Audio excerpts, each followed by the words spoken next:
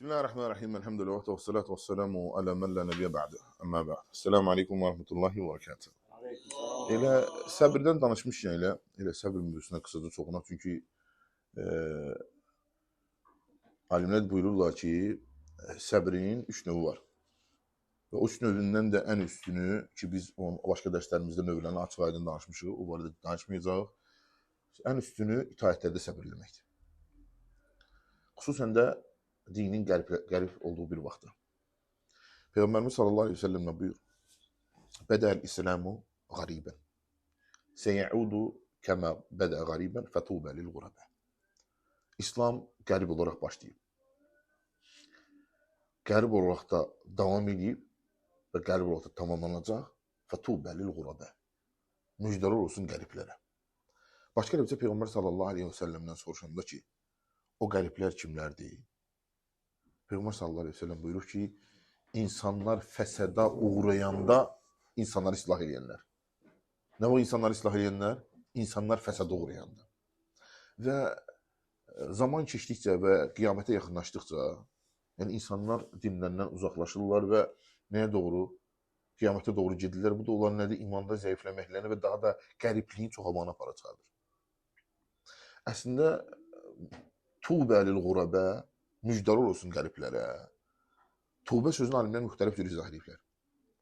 Bəzi də deyirlər qəriblər olsun müjdələr, bəzi də deyirlər cənnət olsun, müjdədir və s. Cənnət olsun deyənlər, yəni cənnətlik olar deyənlər, hansı hədisə görə deyiblər? Peyğəmbər sallallahu aleyhi ve sellem buyurur ki, cənnətdə bir ağac var ki, adı tuğba ağacıdır. Onun məsafəsi 100 illik yola bərabərdir. Cənnət əhlinin paltarları da o ağacın budaqlarından olacaq. Cənnət əhlinin giydikləri paltarlar həmin o tuğba ağacının budaqlarından olacaq. Alimlər deyir, bu onlar üçün böyük fəzilətdir. Yaxşı, onlar nə vaxt islah eləyərlər? İnsanlar fəsada uğrayanda. Alimlər deyir, fikir verin, demir ki, kafirlər fəsada uğrayanda. Deyir ki, ümumən insanlar fəsada uğrayanda, yəni kafirlər, möminlər də və s. Bütün insanlıq.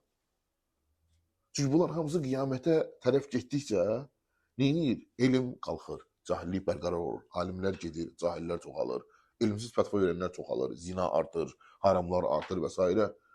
Az qala ki, yəni bütün qapılardan haram, riba, sələm, faiz, kredit artıq gedib.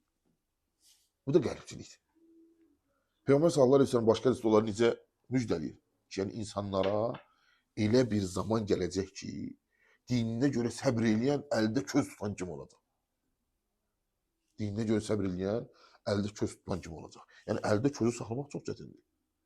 Ona görə bunlar hamısı nəyə əlamətləridir? Alimlər bunlar hamısı cəhənnəmdən çəkinməyin, salih əməlləri artırmağa səbəbdir. Çünki əldə köz saxlamaq çox çətindir. Hətta qaynamış yumurtanı bir əldə saxlaya bilmirsən. Dində əldə köz saxlamaq, yəni necə köz saxlamaq ağırdısa, dininə görə səbr eləmək də ağırdır. Ona görə alimlər deyir ki, müsəlmana vacibdir ki, dini üzərində sabit olsun, əməlləri üzərində. Yəni, sabitçilik həm onun getdiyi yol, əqidə, mənhəc üzərində, həm də əməlləri üzərində sabit olsun. Çünki bu neydi? Qəribçiliyin əlamətidir. Hicablıya dedik ki, səbr elə, hicabına görə, niqabına görə səbr elə, Allah s.ə. əcrin verəcək və sən qəribsən. Saqqal saxlayana dedik ki, qəribçilikdir, səbr elə. Görürsən, insanlar fəsad oldu, hamı ad günü keçirir, sən keçirmirsən, səbr elə. Ona görə qürbət zamanında salih əməlləri yapışmaq xeyir əhlinin əlamətlərindəndir. Və Peyğəmbər sallallahu aleyhi ve sellemin müjdəsinə səbəb olan şeylərdəndir. Təsəvvür edin, Əbu Ubeydə Qasim ibn Səlləm, Əbu Ubeyd Qasim ibn Səlləm öz vaxtı üçün deyirdi. Yəni, o da təxminən yaşayıb 2-3 əsrlərdə. Hətta bəzilərə görə ilk iman kitabını yazan olur. Əbu Ubeyd Qasim ibn Səlləm. Qasim ibn Səlləm deyir ki, sünnəyə tabi olan əldə köz saxlayan kimidir. Öz zamanı üçün deyirdi. Sünnət tabi olan əldə çox saxlayan kimidir. Bu gün o mənim üçün Allah yolunda qılınc qaldırandan daha üstündür. Bu gün mənim üçün Allah yolunda qılınc qaldırandan daha üstündür. Əgər bunlar öz zamanlarını qəsd edirlərsə və indi fitnələrin, fəsadların bu zamanda görsələr, necə deyərlər yəni? Və İbn-i Qeyyim Rahiməhullah bu qəribçiliyi bölür. Deyir, qəribçiliyi özü 3 yerə bölünür. Bu da mühüm faydadır. Allah rəhmət eləsin İbn-i Qeyyimə. Böyük alim. Qəribçilik, birinci İslamın qəribçiliyi. Yəni İslam əhli digər millətlər arasında qəribdir.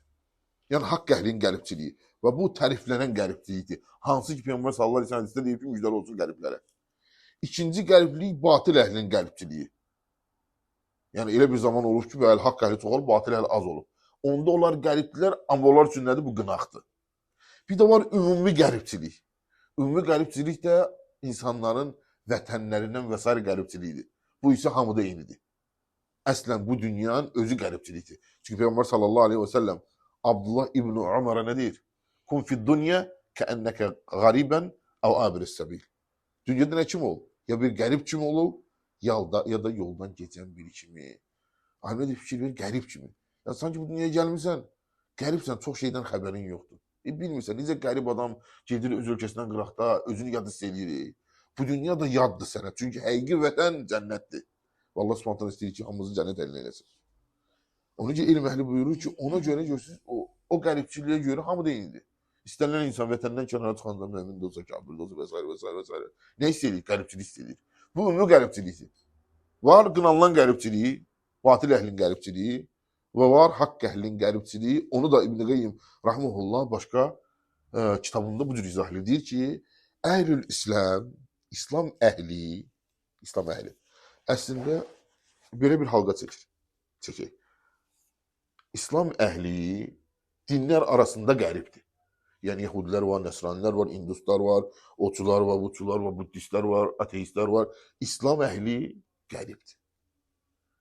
Əhli sünnə də bunların içində qəribdir. Var Mötəzilə var, Xavariş var, Cəhmiyyə var, Maturidiyyə var, Sufiyyə var, Firqələr var, Təkvirçilər var. Sünnə əhli də bunların içində qəribdir. Fikir var, halqa necə daralır. Deyir, elmi öyrənənlər də bu sünnə əhlinin içində qəribdir. Hər əhli sünnə alim deyil ki. İçində biləni var, bilməyəni var, avamı var, cahili var, alimi var, elm tələbəsi var. Və deyir, haqqı müdafiə eləyənlər, sünnəni savunanlar, müdafiə eləyənlər də elm əhlinin içində qəribdir. Gönlü qəriblik hansı həddədir? Ona görə nə deyirlər, qiyamətə yaxınlaşdıqca qəriblik neyinir? Artır. İnsanlarda qəriblik artır. Çünki artıq insanlar, yəni vaxt var idi insanların dövründə elə insanlar toplumda yaşayırlar ki, saqqal saxlamaq normal şey kimi idi, niqab taxmaq adi bir şey kimi idi və s. Məscidə getmək adi. İndi görürsünüz çox şey qəribliyib. Quran oxumaq qəriblənibdir, artıq saqqal qəriblənibdir, isbal qəriblənibdir və yaxud da niqab, hicablar qəriblənibdir. Ona görə kim bunun üzərində səbr edirsə, bu səbrin ən böyük növüdür. Ən böyük növüdür. Hansı ki Allah Subhanahu taala Quran-ı Kərimdə bizə neçə yerdə deyir ki, və bəşşiri sabirin. Səbr edənləri müjdələ, səbr edənlərin mükafatı olaraq hesabsız veriləcəkdir. Bəzi alimlər deyir hesabsız veriləcək, yəni səbr edənlərin mükafatının ölçüsü bilinmir. Ölçüsü bilinmir, yəni saysızdır. O gün müsəlmana düşən bu nədir? Xüsusən də bu qürbət zamanında dininə möhkəm yapışmalı. Necə ki, Allah öz Peyğəmbərinə buyurur, fəstəmsik billədi uhiyə ileyk. Sənə vəhy yollandan sımsıxı möhkəm yapış. Möhkəm yapış. Demir yapış, möhkəm yapış. Fəstəmsik. Aydındır. Başqa ayda Allah Subhanahu taala tərifləyibdir. İslam əhlini, müsəlmanları nə deyir? Kuntum xayra ümmətən uxricət linnəs. Tə'muruna bil ma'ruf və tənhavuna anil munkar. Siz insanlar içində ortaya çıxmış ən xeyirli ümmətsiniz. Yaxşılıq əmr edib pislikdən çəkindirirsiniz. İndi yaxşılıq əmr edib pislikdən çəkinməklə çəkindirmək nə olub? Qəribçilikdir. Onun üçün müjdə olsun qəriblərə. Allah Subhanahu taala'dan istəyir ki, Allah biz də həqiqi o Peyğəmbər sallallahu əleyhi və səlləm təriflədiyi qərib olan kimsələrdən eləsin və dinimizi üzərində sabit eləsin bizi. Və sallallahu əleyhi və səlləm Muhammed və aləhi və səhbə ecmaîn.